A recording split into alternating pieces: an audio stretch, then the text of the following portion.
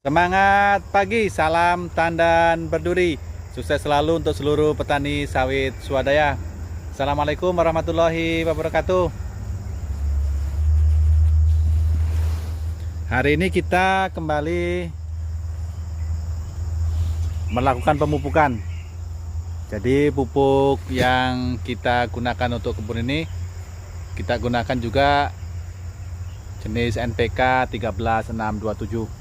Jadi ini pohonnya sudah berumur gini ya, udah agak tinggi ya, ini sudah 10 tahunan umurnya, dan dari jenis PPKS yang ambi. Jadi ini buahnya cukup bagus ya, terlihat padat seperti itu, dan tingginya baru seperti ini.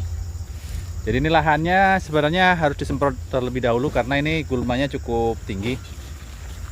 Namun ini kita paksakan untuk ditebar pupuknya terlebih dahulu, baru nanti kita semprot gulma yang ada di piringan ini. Jadi pupuk yang digunakan adalah pupuk ini NPK 13627 sebanyak 15 karung yang akan kita taburkan untuk lahan seluas 2 hektar. Jadi ini jumlah pohonnya sekitar 250 pohon ya yang ada di kebun ini. Mudah-mudahan nanti dengan pemupukan yang kita lakukan ini bisa menghasilkan buah yang baik. Oke, kita kita sebar dulu pupuknya ke area di sebelah sana. Ini ada tersisa 1, 2, 3, 4, 5, 6 karung ya. Sini nanti baru kita tebar pupuknya.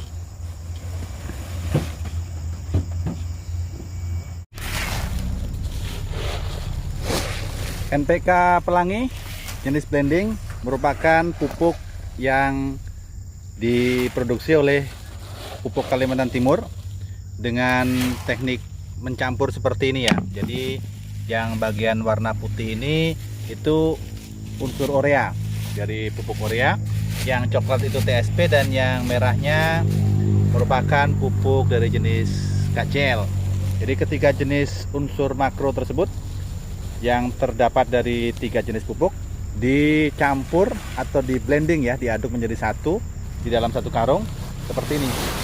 Jadi ini hampir sama dengan teknik pemupukan tunggal. Kalau kita lihat warna pupuknya seperti ini. Ini adalah pupuk dari 3 jenis pupuk yang disatukan dalam satu karung dengan komposisi 13% urea atau 13% nitrogen, 6% fosfat, dan 27% kalium. Nanti diharapkan setelah pemupukan ini kondisi pohonnya ini akan kembali pulih ya, yang mana saat ini di bulan September tahun 2021 tanaman kelapa sawit jenis PPKS yang ambi yang ada di kebun ini banyak mengalami trek ya, banyak kosong buahnya. Jadi ini kita lihat buahnya kosong ya. Ini kosong. Jadi buahnya tidak ada sama sekali di pohonnya ini. Dan yang di sebelah sini pun kosong ya. Ini kosong seperti ini. Yang di sebelah sana itu juga tidak terlihat buahnya ya. Kecuali yang ada di sini. Ini pun ada satu tandan saja. Satu tandan yang terlihat di pohon ini. Jadi ini kebunnya cukup baik ya sebenarnya. Perawatannya cukup baik. Yang mana ini minusnya hanya di ini gulma ya. Untuk pemupukan seharusnya gulma sudah dibersihkan, namun saat ini penyemprotan agak terlambat. Nanti direncanakan setelah hari ini kita baru lakukan penyemprotan. Jadi diharapkan penebaran pupuk selesai hari ini dan besok bisa kita lakukan penyemprotan. Ini ya kosong ya. Jadi posisi saat ini banyak yang kosong. Untuk PPKS yang ambi memang terkenal ini ya, agak panjang masa treknya, dimana saat-saat bulan Juli, Agustus, September, yang mana biasanya cuaca itu kemarau, yang menjadi penyebab utama dari berkurangnya buah yang ada di pohon kelapa sawit ini. Ini ya kosong ya, kosong. Yang ini masih banyak ini. Di satu pohon ini cukup banyak ini masih buahnya. Jadi ini seperti ini kondisi kebunnya, cukup baik ya, ini rata ya, tanahnya rata. Dan itu yang biasanya mengeluarkan buah jumbo ya, yang tempo hari bobotnya mencapai 40 kg itu dari pohon yang di sebelah situ. Kalau yang ini pohon yang abnormal. Jadi di kebun ini awalnya terdapat 290 pohon. Namun saat ini tersisa sekitar 250 pohon yang ada, yang produktif. Untuk pohon-pohon yang lain itu banyak yang yang kurang produktif. Dan ada juga yang terserang kuman tanduk seperti ini. Jadi ada sekitar berapa pohon itu yang seperti ini, mati pucuknya, dan ini timbul lagi tunas baru. Namun pertumbuhannya tidak normal ya. Oleh sebab itu jumlahnya itu sekarang sangat menurun drastis ya, sekitar 40 pohon yang hilang dari hitungan pohon-pohon yang produktif. Selain serangan hama penyakit, berkurangnya pohon produktif di kebun ini disebabkan karena itu. Nah, itu ada satu pohon di sebelah situ. Itu memang dari awal mungkin ya, dari awal pembibitan dia tidak diseleksi. Jadi saat ditanam tetap tumbuh menjadi tanaman, namun tidak bisa menghasilkan buah, sehingga pohon-pohon tersebut tidak masuk hitungan dalam pohon yang produktif. Seperti ini juga, ini yang kemarin mati ya. Di sini ada mati sekitar 8 pohon ya. Di area sebelah sini ini ada sekitar 8 pohon yang mati. Ini terlihat sekali terang ya, karena banyak berkurang pohonnya. Dan seperti ini, pohon-pohon yang tidak produktif seperti ini, seperti itu juga,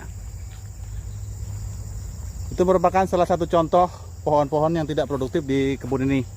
Jadi kesalahan utama apabila kita menemukan pohon-pohon seperti ini adalah saat di pembibitan.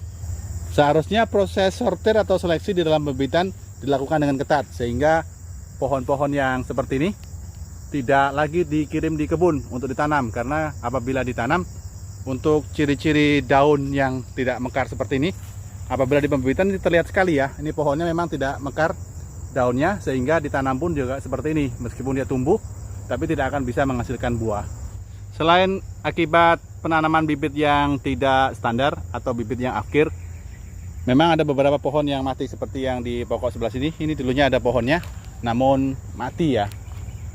Dan ini ada juga beberapa pokok gajah yang di sebelah sana ya, yang merupakan pohon sawit yang tumbuhnya besar ya. Kalau pokok gajah itu seharusnya dibuang saat di pembibitan, yaitu sangat mencolok, lebih tinggi daripada yang lainnya, dan bentuk pelepahnya itu agak renggang-renggang ya.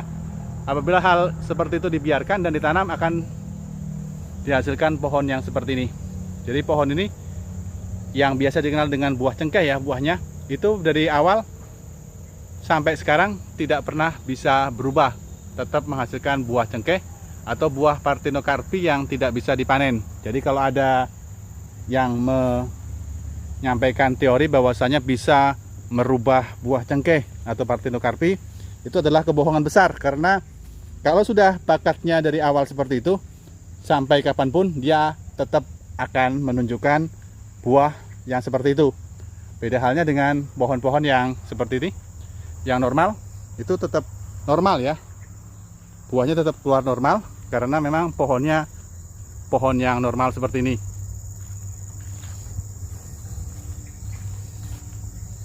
Jadi untuk area ini area yang paling bagus ya produksinya, karena ini terlihat sekali pohonnya itu seragam yang di area sebelah sini, dan jarang ditemukan pohon-pohon yang Parthenocarpi atau pohon-pohon yang bibitnya jelek. Jadi seperti ini, salah satu pohon yang paling banyak buahnya. Ini. Jadi pemupukan untuk kebun ini kemarin kita lakukan secara rutin ya. Untuk dosis di 2021 ini rencananya akan kita masukkan sebanyak 8 kg NPK 13627. Sengaja kita berikan dosis sebanyak 8 kg, yaitu merupakan dosis maksimum untuk pemupukan kelapa sawit di kebun ini, dengan tujuan kita ingin mengetahui seberapa tinggi potensi dari produksi dari PPKS yang Ambi yang ada di kebun ini. Kalau seandainya buahnya seperti ini semua ya, seperti ini semua, itu tentu sangat luar biasa ya, sangat baik sekali. Namun bagaimanapun juga dari seluruh populasi yang ada di kebun tidak bisa didapatkan semua pohon yang seperti itu. Jadi variasi-variasi buahnya itu bermacam-macam ya, ada yang seperti ini, dan sebagian besar saat ini kondisinya seperti ini. Buahnya sudah mulai jarang dan cenderung muncul bunga jantan ya. Yang seperti ini sudah hampir 5 bulan atau 6 bulan ya tidak pernah menghasilkan buah. Padahal dulu ini pernah panen buah serempak hingga 6 tandan ya sekaligus keluar. Namun saat ini seperti ini kondisinya, jadi banyak bunga jantannya. Yang di sebelah situ pohonnya juga tidak bagus ya, itu tidak tumbuh dengan normal. Dan seperti itu profilnya. Untuk yang di sini ini mulai ada buahnya di sebelah sini. Ini pohonnya mulai ada buahnya. Dan yang di sebelah sini ini pertumbuhannya agak terganggu ya ini. Daunnya tidak tumbuh dengan normal. Bagian pucuknya itu tidak berkembang dengan baik dan cenderung menyempit ya. Yang di bagian pucuknya itu, sehingga pohonnya tidak normal. Padahal ini terlihat ada buahnya yang bagus ya, ini ya, besar ya. Terlihat buahnya besar di sebelah situ.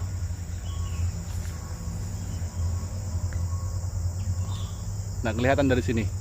Itu ada satu buah yang tertutupi pelepah di sebelah situ. Itu ukurannya cukup besar ya, yang di sebelah situ.